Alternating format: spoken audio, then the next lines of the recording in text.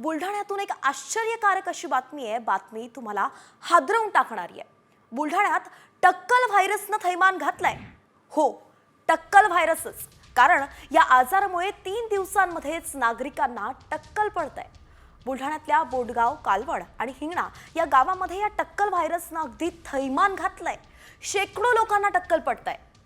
नागरिकांच्या डोक्याला आधी खाज येते, नंतर मग केस गळतीला सुरुवात होते आणि अगदी तिसऱ्याच दिवशी माणसाला टक्कल पडतं.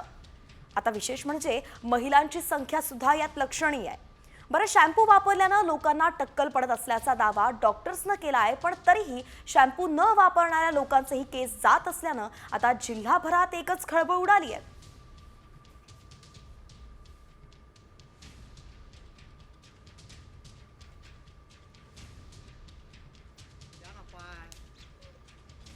हेच ते शेगावमधलं बोंडगाव. या बोंडगावमधील बऱ्याच लोकांचे टक्कल पडत आहेत आणि ते टक्कल व्हायरस म्हणून इथं आता ते गावाचं नाव पण सुद्धा झालेलं आहे. त्यामुळे गावामध्ये बरेच लोक आहेत, नागरिक आहेत, त्यांचे लहान मुलं आहेत, महिला आहेत, अशांचे केस गळतीचं प्रमाण जास्त वाढलं आहे. आपल्यासोबत आता हे काही गावातले नागरिक आहेत, मुलं आहेत, तर यांच्या डोक्यातले केस जे आहेत ते आता बघा हे तोडून काढून दाखवतात की कसे ते निघत आहेत हे पहा.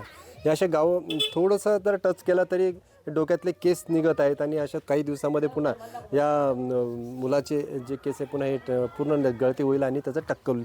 असे बरेच प्रकार या परिसरामध्ये, या गावामध्ये होताना दिसत आहेत आणि बऱ्याच लोकांचे 70 ते 80 जणांचे टक्कल पडल्याची माहिती आता सरपंच यांनी दिलेली आहे. आजूबाजूचे गाव आहे, त्यामध्ये 3-4 गावं आहेत, त्यामध्ये कालवड असेल, हिंगणा असेल आणि आता हे बोंडगाव. हे बोंडगावमधील बरेच मुलं आता हे मुलांचे सुद्धा आता बघा हे केस जात आहेत, त्याचे विरळ केस झालेले आहेत, अगदी केस निघत आहेत त्याच्या डोक्यातनं.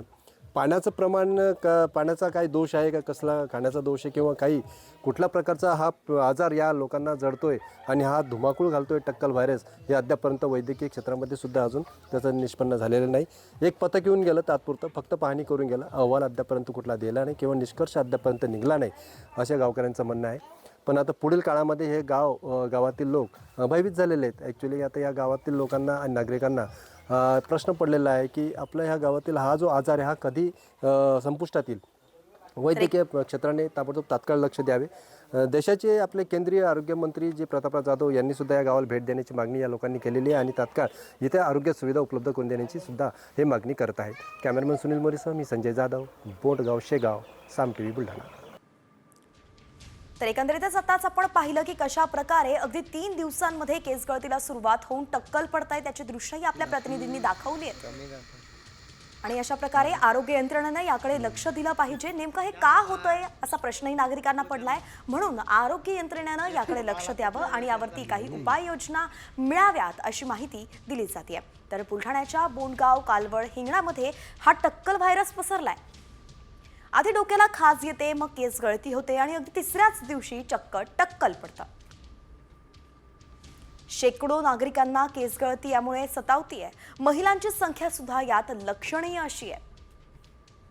बरं, शॅम्पू वापरल्यानं टक्कल पडत असल्याचा काही डॉक्टर्सचा दावा आहे.